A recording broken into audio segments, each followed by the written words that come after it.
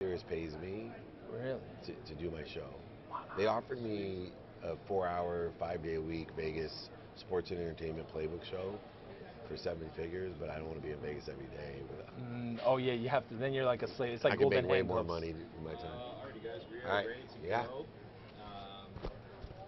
Yeah, how much time do you think for this one, Tony? 20? Walk by, get yourself. Is that in okay? there. Pardon? Walk by, get 30? yourself An in hour? there in the background. 90 minutes? Yeah, I mean, I think Wait. I don't want to do 20. Yeah, we do 20. Alright, guys, we're ready to go. I'm a podcast guy. I'm used to going 3 hours, but we can keep it to 20 for FinTech. Yeah, I'm a 20-minute guy, so I'm right in line. I'll Yeah, keep them we'll to knock 20. it out. I'm only a 20-minute guy. I won't go over. Alright, well, let's see what happens. Is this the countdown? That's the clock, yeah. Alrighty, guys, here we go. Let's have some fun. In 5, 4, 3, 2, 1. What's up, Latino Nation? Welcome to Latino Wall Street Live here on the FinTech.tv network. We're here live on the floor of the New York Stock Exchange with my good friend, investor, entrepreneur, the man, the myth, the legend, DavidMeltzer. David, thank you for being here, my friend. What a pleasure. No better place to be. As you say, it's the Cathedral of capitalism. Cathedral of Capitalism, and so blessed to be here. Big part of the Latino community. I've represented, I told you, the Clemente family for years, but I also created my own first fund to fund women and women of color. And the most underrepresented capital goes to women. Latin women have the least amount of funding. So Meltzer Funding was created specifically, which I'm super excited to be here. That's exciting, man. So let's talk a little bit about capitalism, especially in the minority and underserved communities. There's this notion sometimes that like money is evil, and that, you know, we're told that as kids, right? Money is the root of all evil. And how do you approach looking at money as a tool? Do you think money is evil? No, money's an energy. So it's like anything else. And I learned a great line because, as you know, I have born poor, became very rich, lost it all, and made it back. And I used to think when I was a child that money bought love and happiness. Wow. And I used to laugh at people when they're like, money's evil. My mom was one of those people. Oh, you know, rich people are evil, money's evil. No, money won't buy you love or happiness, but it allows you to shop. And what you shop for and the reasons that you shop for it, that will determine whether it provides you happiness or hate, whether it provides you this evil or good. You know, without money, there would be no good charities, philanthropy. Without money, right? So it's not the money itself, it's when and what you put it in the flow. So I tell people all the time, make as much money as you can and use it for the right purpose and right cause and the right reasons, and it will do everything good for you. And if you use it for the wrong reasons, it may be considered to be evil. And how can people do that, right? If they, let's say people are getting rich for their first time, right? Maybe not the second time. Yep. How can they use money in a way that's compassionate, in a way that's going to bring more goodness in the world? Well, first of all, you have to know what you want. So many people live in this energy suck between this is who I am and what I want, compared to this is what I want people to think I am, or this is what people think I should have. And so we get caught up into the false friends or the true enemies because we create early wealth, and other people want to utilize our wealth for their purpose or their cause, and we get caught up into this vicious energy suck between I am and this is what I want people to think I am, trying to always keep up with the Joneses. So my advice for you when you're gaining capital is to find a mentor. To find someone that sits in this situation, already paid the dummy tax. I know here on the floor, a lot of people talk about taxes, tariffs, they talk about state taxes, federal taxes, all type of taxes play into the markets itself. Let me tell you what really matters, the dummy tax. You see, 12% California state tax doesn't impact me at all. I call it a weather tax. You know what impacts me? My dummy tax. It cost me everything I ever made, over $100 million, and it almost cost me everything I ever was going to have. And so the fastest way to get to where you want to be, especially financially, is find someone that sits in the situation you want to be in and ask them for help. They'll give you directions without making you pay the dummy tax. Yeah, yeah. Learn from not only your own experiences, but try to learn from other people's experiences, right? So that you don't have to learn the hard But way. learn from other people's experience that are already there. The problem with social media is that there's a lot of false gurus besides the false friends and the evil out there, the true enemies. There's people out there, there's 19-year-old life coaches. You know, who's going to hire a 19-year-old life coach? You know, if someone tells me they're going to be my financial fiduciary, my financial advisor, my financial mentor, coach, or teacher, I'm going to ask you, what's your financial history and where are you today? Because I want to know what dummy tax you paid and how successful you are. Why would I ask someone that doesn't know how to hit a golf ball how to hit a golf ball? Yeah, no, that makes perfect sense. So I want to talk a little bit about your show. You have the new program on Cheddar. It's about investing, right?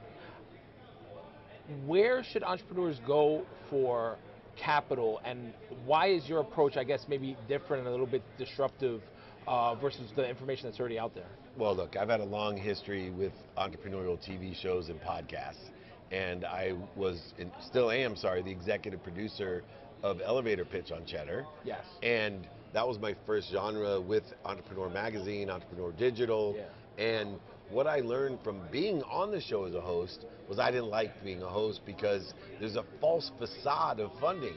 On Dragon's Den, on Shark Tank, they just did a thing today on Instagram I saw, over 50% of the companies on Shark Tank that are said to get funded don't get funded, and even more of a percentage don't get funded what they're promised.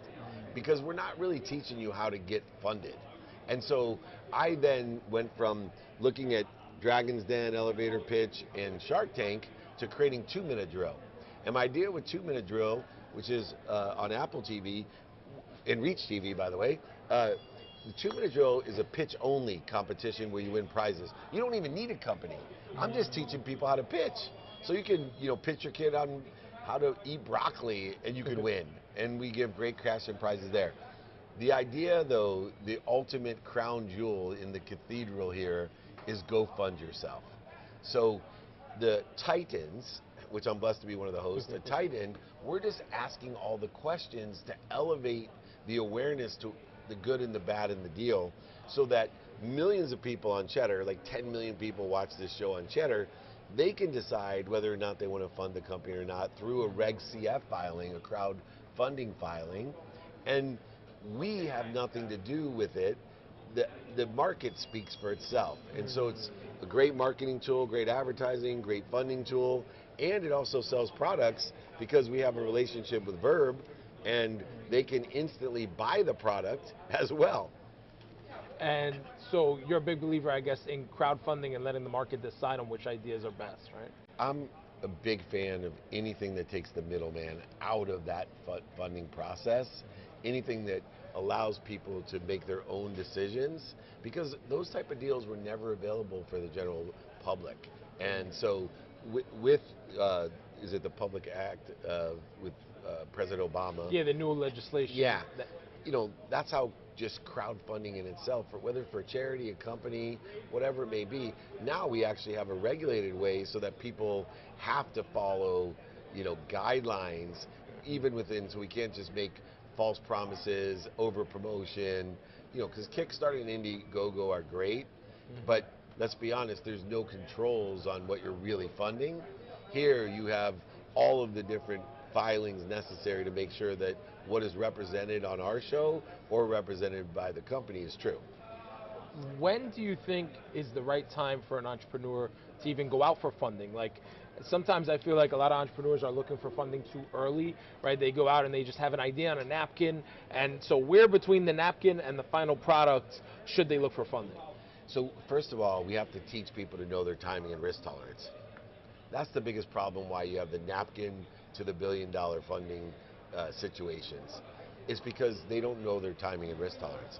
According to the industry's careers, jobs, the technology, the different types of services, solutions that are being offered in your own business, you should know and constantly readjust your timing and risk tolerance, because that's truly the indicator of whether or not you should take in funds personally from family and friends, from an angel investor, or maybe the timing and risk tolerance aligned with what's doing well, it's stable, and you think is doing well, deserves, you know, the big idea funding, because you have such a unicorn idea, the timing and risk tolerance changes.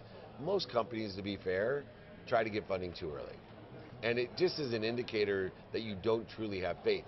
I'll consult a lot and mentor a lot of different companies, and I'll ask them one question: why don't you raise money from your family and friends? Wow. Oh, well, they wouldn't do it.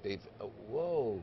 So here's the problem: if I'm an investor, and you're telling me your family and friends won't fund you, then if I had a company that I knew, if you gave me $100, I was certain that I could turn it into 1,000, I would have no problem at least asking.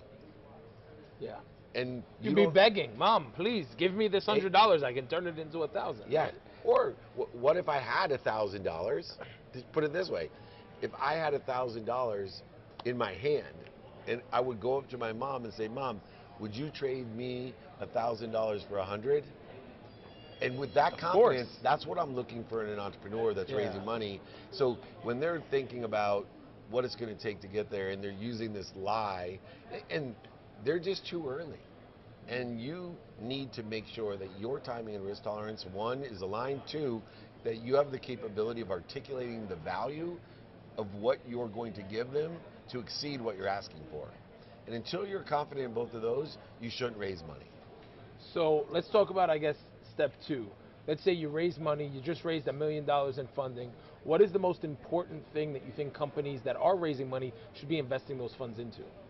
Well, it depends, obviously, in the business. So I think what they need to realize is, once again, what that ROI is going to be on that money, and they need to continue raising money.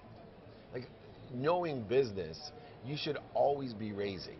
Yeah. You don't have to take the money, but you should always go from your million. You should have a $2 or $5 million raise right behind it, and so that you have, it's not a stop and go. I see so many companies, regardless of whether they're right or not on their timing and risk tolerance and the execution of their plan, the use of funds that they presented for the $1 million, that's what they're supposed to do. But you and I both know, the minute that we take money, the minute we come to an agreement, the minute we make a decision in business, time, emotion, and value changes. So it's impossible to live by use of funds. There's not one company, if you went back and look at their original business plan, not only has the same business, but also adhered to their use of funds. So if you use humility as your guidepost, the minute you're raising money, you should continue to raise money until the end or exit of the company. Well, yeah, revenue cures all problems, right? Revenue or raise, those are the two issues you should have as a startup. It's so funny, when we were running the Angel Accelerator with Gerard Adams a number of years back, we invested into a company that they were doing addiction. It's like a social network for people suffering from addiction. And so that's what the gentleman came in, and his original business model. Now he does consulting for doctors. He's made over $10 million in his company. Has nothing to do with the original, of course, MVP, but he was able to be wildly successful because he didn't give up, and he had the humility to pivot. Look, Google was a search optimization tool. Amazon was selling books out of a garage on the internet. So this is the idea that until you have the humility to know that time, emotion, and value changes instantly. Every time you come to a decision, agreement, or take money, time of value and emotion are changing. So you should also, besides getting alignment, like a business plan and use of funds, besides taking action, coming to an agreement or a decision, one of the key components of success is called preparing for adjustment. This is what I call the AAA strategy. And I instill that in a lot of young entrepreneurs, startups, old entrepreneurs, that they don't have a AAA strategy, and they're just amazed that I'm like, what are you going to do when you raise the money? Well, I'm just going to follow the use of funds. I'm like, first of all, that's literally impossible. Second of all, what are you going to do if you're successful? Where's the next money? Well, if I'm successful, money will just, no, it won't. Right? What's going to happen is, when you're out there saying, look, we closed $1 million, I'm looking for my next 5 million, they're going to say, oh, what? What's going to happen? What? And they're not going to invest. But all of a sudden, you are successful. You've already done the groundwork. Now you've doubled, tripled the chances that you're going to get that 5 million like this. Wow. So my last question, I know we're running low on time. If you could get in a time machine and you could go back to the 18-year-old version of yourself and give yourself some advice, what would you tell the younger version of yourself? This is a question that I always ponder because I have the same answer and I see, would I change it, would I change it? And it's the same advice I give to myself. So whether it's 18, 28, 38, 48, or in January I'll be 58, it's not going to matter. One simple piece of advice. It's the reason I lost over $100 million. It's also the reason I made it back. Ask for help. If you're 18 years old, more people are going to want to help you than help me. I promise you. And more big people are going to want to help you than help me. Because everyone knows that has made it, that the greatest joy we can have is to help an 18-year-old get to where we are faster and better than we got there without paying the dummy tax. So for me, the simplest way to get to where you want to be is a simple philosophy I call know your who. Find the guy you want to be like, that sits in the situation with Bia, ask him for help, and then take on, in your own mind, whether you're 18, 28, 38, 48, or 58, pulling up a chair next to you to help them get to where they want to be. There's always someone that you can help sit next to you, and there's always someone that can help you sit next to them. Wow, I love that. And I guess kind of a follow-up on that, because I know there's a lot of young people, especially in this entrepreneurial, this angel investing space. Some of them, it seems like they're asking for too much help.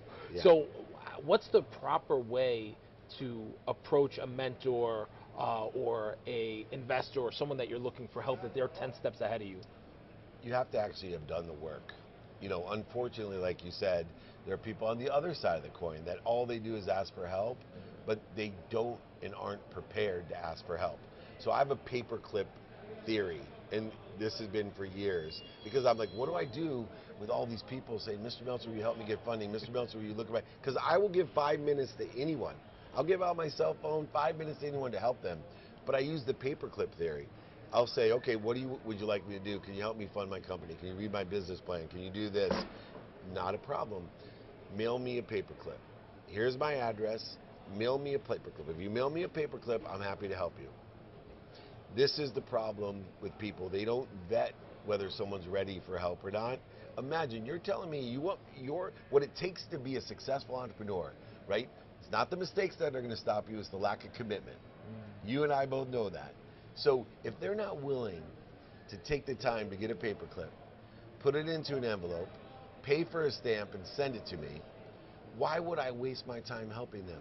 Do you think they're going to do the work that's necessary to get them to where? I'm happy to give them the help, but if you want it more than them and they're not willing to do anything with the help you give them, it ain't worth shit. So anybody out there, once again, I'll give you my phone number. They can put it in the notes. They can put my address in the notes. Anyone that really wants my help out there, send me a paperclip to my office. I promise you, you'll have a 5-minute call, and I will help you because I know you'll do the work. I love it. DavidMeltzer, thank you again for coming on the show, my friend. If people want to connect with you, they want to find out about the new show, where should they go? Yeah, go check out Go Fund Yourself on Cheddar. It is the most exciting, fun show. We're getting great reviews. So Go Fund Yourself, me, Jason Waller, and Rory Kataya. Amazing Titans on the show. Guest Titans, Michael Chandler, Marshall Falk, all have been on the show as well. Addie, it's amazing. But reach out to me directly. I will, for anyone in the FinTech audience, the Reach TV audience, email me directly, david@dmeltzer.com. I will send you my book. I will sign it for you. I will pay for shipping and the book if you just email me, david@dmeltzer.com, and send me a paperclip while you're at it as well. Thank you so much, Tony. DavidMeltzer, thank you again for being on the show, my friend. Boom. All right, that's a wrap. Thank you, my friend. That was great. You were under 20 minutes. That's